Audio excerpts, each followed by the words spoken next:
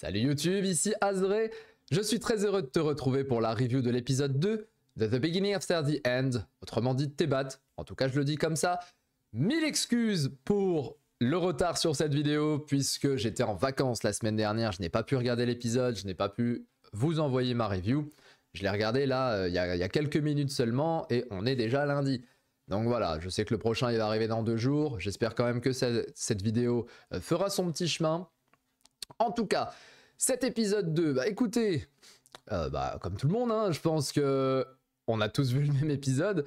Il y aura des bas, mais il y aura des hauts. Il s'intitule Le roi victime d'une embuscade.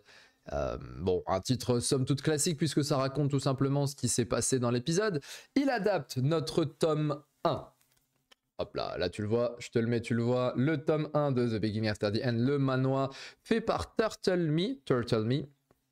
En ce qui concerne le chapitrage du tome, là vous avez les chapitres 4 à 10 qui ont été adaptés, mais de la version manoir, c'est-à-dire de la version papier. Pour celles et ceux qui regardent le webtoon sur les sites, il me semble que c'est Tapas qui possède The Beginning After the End. La version digitale, la version webtoon a un chapitrage différent. Donc moi je vous dis 4 à 10, mais c'est 4 à 10 sur mon bouquin que vous venez de voir. Ok, donc pour vous, peut-être vous êtes déjà au chapitre 15 ou 20, je ne sais plus, n'hésitez pas à me le dire en commentaire. On va tout de suite taper dans le mal. On va tout de suite parler de ce qui ne va pas. L'animation, évidemment. Les problèmes d'animation liés au studio A4. Honnêtement, il y a un... Est-ce que c'est un problème de budget? Je ne saurais pas vous dire, mais il y a clairement un problème de compétence. Ça n'est pas normal que pour un animé d'un manhwa webtoon qui est quand même censé être assez connu, hein, dans la sphère, si vous regardez un petit peu dans la niche manhwa webtoon, The Beginning After the End, c'est ultra connu dans cette niche-là. Et toi, tu veux faire en sorte, hein, tu es Turtle Me, tu es l'auteur, tu veux faire en sorte que ça se diffuse dans le monde entier et que ça puisse toucher, pourquoi pas, ce que Solo Leveling a fait. La popularité de Solo Leveling, par exemple. Pourquoi tu vas prendre le studio A4? Moi, je vous pose la question. Hein, parce que là, clairement, les phases d'animation en termes de fight, j'ai eu l'impression de voir un PowerPoint. C'était un PowerPoint que mon gamin m'a fait avec... Vous savez, moi, ce qui me dérange le plus, c'est pas tant le manque de fluidité dans l'animation. C'est le fait d'avoir ces petites bandes blanches là, verticales, horizontales. On a l'impression qu'ils ont mis...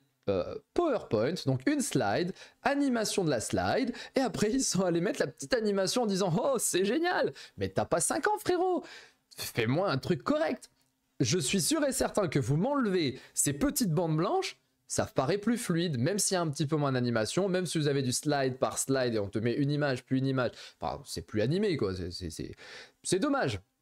Mais je me suis quand même posé la question et donc je suis allé fouiner un petit peu sur internet et il paraîtrait que Turtle Me aurait lui-même décidé de ce studio.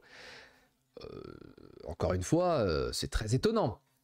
Donc l'idée, je vous raconte un petit peu. Crunchyroll a proposé une liste de studios à Turtle Me et il aurait choisi le studio A4. Ça veut dire 2 choses. Soit il n'a aucune connaissance des autres studios et il a pris le studio qui l'avait brossé dans le sens du poil parce que A4 sont fans de The Beginning After the End. Ils ont discuté avec Turtle Me et ils ont dit voilà, nous on connaît toute l'histoire par cœur, on va te faire une adaptation vraiment de fans, ça va être incroyable. Et sur le papier, on va en parler après, c'est pas incohérent ce qu'il raconte. Mais le problème, c'est qu'en termes de compétences d'animation, on s'y retrouve pas. Nous, les fans aussi, on ne s'y retrouve pas. Et donc la deuxième solution, c'est en fait, il n'a pas vraiment eu le choix. Si ça se trouve, c'est pas Turtle Me qui aurait dit, ouais, on va prendre le studio A4, mais c'est peut-être Tapas, c'est peut-être les éditeurs finalement, qui ont dit, écoute, on va te filer ce studio-là, débrouille-toi avec, si ça cartonne, peut-être qu'on va te proposer un studio au-dessus, ou pas. Bref, c'est un petit peu dérangeant de se dire que l'auteur de The Beginning After the End validerait à 100% ce qu'il est en train de voir. Je ne pense pas. Je pense que c'est impossible. Donc il nous cache des choses et ça c'est vachement dommage. Donc voilà, j'ai tapé tout de suite sur le problème de l'animation. J'ai pas envie de parler un petit peu plus de ça. En fait, il faudrait l'accepter. Voilà. En tant que fan de The Beginning After the End, c'est un de mes pas mes premiers manhwas, mais c'est un de mes manhwas que j'ai lu, où je suis allé le plus loin et que j'ai kiffé. Il est dans mon top 10, voilà, il est dans mon top 10 de mes manhwas préférés, mes webtoons préférés. Je pense que l'animation des combats est et restera moyenne pendant toute la saison. Donc, je ne vais pas, pour les prochaines reviews, vous embêter plus que ça avec l'animation. On sait qu'elle sera éclatée. Je vais pas à chaque épisode vous dire l'animation est éclatée, non, c'est bon, on va peut-être passer à autre chose. Et même si en vrai j'ai eu quelques frissons.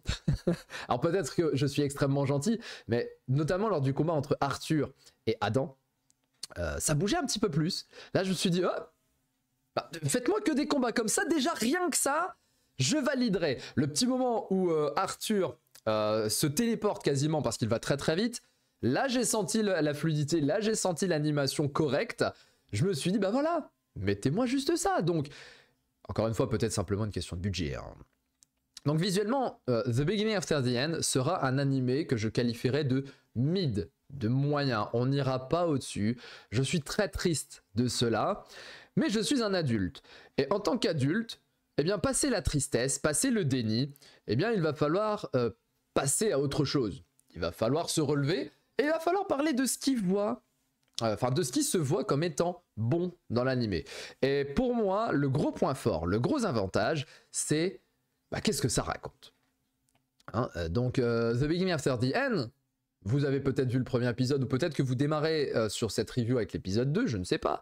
Ça raconte quand même l'histoire d'un roi, le roi Grey, dans un monde plutôt fantasy, mais futuriste, ouais, on va dire, parce qu'il a du ki quand même, donc c'est assez fantasy, futuriste, et le type est un tyran absolu, il est sans cœur, il n'a pas de famille, il passe son temps à devoir survivre à des meurtres, à des tentatives d'assassinat. Donc le type, voilà, il est au summum du vilain. C'est un vilain, au départ c'est un vilain. Il meurt et il se réincarne dans un autre monde, qui est le monde actuel que nous voyons, hein, un peu plus flashy, hein, on voit le fameux soleil bleu de My Hero Academia, enfin le ciel bleu, pardon, de My Hero Academia, ça, hein, vous connaissez. Donc c'est un monde plutôt fantasy, mais magie, héroïque fantasy, on va parler plutôt comme ça. Et cette fois-ci, il renaît en tant qu'enfant et il refait une nouvelle vie et il va découvrir des émotions qu'il n'a pas eues et une manière de voir les choses qui est différente. Le plot de base, il est là. Eh bien, j'ai bien aimé au niveau des passages flashback. Je trouve que le studio adapte plutôt bien The Beginning After the End dans sa construction. Je ne vais pas faire la recherche des différences entre le manhwa et l'animé parce que là, pour le coup, il y en a une pléthore. Il y a beaucoup de passages qui ont été chantés du manhwa et il y a des passages qui ont été rajoutés pour l'animé, notamment le flashback du roi Grey avec le père de famille et sa femme et son fils. Et il implore le pardon parce qu'il a voulu la fameuse tentative d'assassinat, il a voulu tuer intenté à la vie du roi Grey, et finalement, de manière magnanime, le roi Grey tue sa femme et son fils tout en le laissant en vie lui. Donc il y a ce petit côté, vous voyez... je suis magnanime, mais je reste quand même un salopard. Enfin, j'aurais peut-être pas tué les trois, moi, enfin, j'en sais rien. Donc ça nous fait un petit peu la pensée de Grey qui est approfondie dans son ancienne vie, et je trouve que ça, c'est vraiment pas mal. Ensuite, dans le déroulé de l'épisode, on revient un petit peu sur Arthur Leywin. Donc Grey s'était réincarné en Arthur Leywin, et il rencontre les Twin Horns. Les Twin Horns, c'est une bande d'aventuriers dont on fait partie les parents d'Arthur, c'est-à-dire Alice et Reynold, Ray. Mais les deux ont arrêté de partir à l'aventure avec eux et ils se sont posés dans un petit coin, un petit patelin, même pas, hein, c'est un cabanon dans la forêt, très loin de la ville. Et pour ceux qui s'étaient posé la question, bah pourquoi, bah c'est cool, parce qu'on va l'apprendre par la suite. Dans ce groupe, on retrouve Jasmine. Donc, bon, j'ai pas les noms de tout le monde, je me souviens pas. Je me souviens qu'il y avait Adam. Il y a la fille, il y a la blonde, il y a le type qui fait 2 mètres de haut. Et il y a Jasmine. Jasmine, elle est jeune. Elle est quand même relativement jeune. Et vu les facilités qu'on a vues d'elle au combat, bah, je trouve qu'elle est relativement précoce pour son âge en termes d'aptitude martiale. Est-ce que l'auteur a voulu nous mettre ce personnage-là comme futur atout pour Arthur? On voit que les deux se lient d'une certaine amitié au fur et à mesure de leur pérégrination. Elle lui offre un petit couteau pour l'anniversaire d'Arthur. Donc on voit qu'il y a une petite liaison, il y a une connexion qui se fait entre les deux. mais elle reste quand même très fermée. C'est un personnage qui semble être fortement intéressant. On espère peut-être la revoir dans la suite de l'histoire, puisque, bon, on a vu l'embuscade, c'est déjà en train de partir en cacahuète l'histoire là. Déjà deuxième truc. Ensuite, le pouvoir d'Alice, ça c'est hyper intéressant. Ce qu'on nous apprend dans l'épisode, c'est que son pouvoir il est ultra rare. Ils ne veulent pas voir, enfin qu'on montre que Alice est une guérisseuse, une healeuse, parce qu'apparemment c'est un pouvoir qui est rarissime dans le monde de The Beginning After the End, et donc ça ferait d'Alice une cible. Et là tout s'explique. Pourquoi Ray et Alice sont dans un bois caché au fin fond du bois, du coup, dans un cabanon au fin fond du bois, parce que les gens auraient pris pour cible Alice pour son potentiel de soins. Vous imaginez un monde où la magie est puissante, elle est dévastatrice, mais vous avez très peu de soins. Bah, les healers, vous allez les vouloir pour vous, c'est évident. Soit vous les payez grassement, soit vous les capturez, vous en faites un peu d'esclavage et puis vous la gardez pour vous. Et là, clairement, c'est ce que Reinhold ne veut pas pour Alice. Donc c'est pour ça qu'il se cache. Je trouve ça très bien, finalement, d'être dans un monde d'Heroic Fantasy où les heals ne sont pas permanents tout le temps. Voilà, on a un healer de rang S, on a ci, on a ça, et les mecs, ils sont pétés, ils sont trop forts et ce sont des héros. Non, là, le healer... il va falloir charbonner pour l'avoir. Et si tu es healer, cache-toi. Cache-toi, ne montre pas ton don. Et ça, franchement, c'est génial. C'est très bien pensé. Alors, il y a mon micro qui coince, je vais essayer de le tenir. Sinon, je vous avais dit le combat entre Arthur et Adam. Ça, c'était pas mal parce que on sort de Dragon Ball Daima. Donc, on sort de l'histoire de Son Goku, adulte, dans un corps d'enfant, qui finalement, en même pas un épisode, a maîtrisé son corps d'enfant, et bon, qu'il soit enfant ou pas, on s'en fout.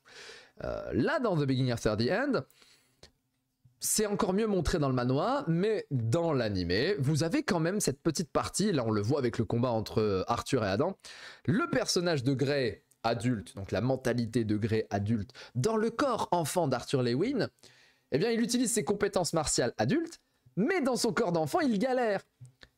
Il va trop vite, il est à deux doigts de chuter, il perd son équilibre. Lorsque son adversaire lui fait une charge magique, il est beaucoup trop léger pour pouvoir supporter cette charge et il s'envole. Bien ça, c'est très intéressant. Encore une fois, c'est... tu as vraiment un adulte dans un corps d'enfant. T'as pas un adulte qui, en 2 temps 3 mouvements, comprend son corps d'enfant et ça y est, il maîtrise et il est overcheat à 4 ans. Parce que j'ai oublié de vous le dire, mais là, dans l'épisode, il a 4 ans, Arthur. Ou voire 5, d'ailleurs, puisque c'est son anniversaire. Donc, c'est soit il vient d'avoir 4 ans, soit il vient d'avoir 5 ans. Encore une fois, vous me le dites en commentaire, c'est du détail. Donc ça, c'était vraiment pas mal. Le petit côté, bon, ça fait un petit peu pique à Dragon Ball Daima, parce que dans Daima, Goku, en 30 secondes, il maîtrise son corps. Au début, c'est « Ah, je sais pas voler ». 30 secondes après, c'est « je vole ». Donc bref, ça, j'avais apprécié, on va dire, en anglais j'aurais dit l'accuracy, donc c'est-à-dire la précision de l'univers. Les règles de cet univers sont précises, logiques, il y a une certaine logique dans cet univers-là, et elles sont respectées. Le gamin, c'est un adulte dans un corps de gamin, et ben il a du mal à gérer son corps. Même si de l'autre côté, il apprend déjà à gérer la magie. Il utilise d'ailleurs 2 types de renforcement, puisque vous voyez qu'il renforce son arme, mais il renforce aussi ses pieds. Et le renforcement de ses pieds, les gens ont l'air de ne pas comprendre ce qu'il fait. C'est-à-dire qu'en réalité, il utilise ses compétences qu'il a appris dans son ancienne vie, hein, avec le ki, où il renforce chacune des parties de son corps. Là, il renforce uniquement ses pieds pour acquérir un boost de vitesse, et c'est ce qu'il va tenter d'apprendre à Jasmine, on le voit par la suite dans l'épisode. Donc ça, c'était encore une fois très cool. On arrive sur la fin de l'épisode, la scène de l'embuscade, qui vaut une bonne partie d'ailleurs, hein, dans les chapitres, c'est quand même 3-4 chapitres il me semble sur la scène de l'embuscade. Eh bien je l'ai beaucoup aimé une fois aussi, enfin une fois encore, cette scène de l'embuscade, non pas pour son animation, qui était cataclysmique.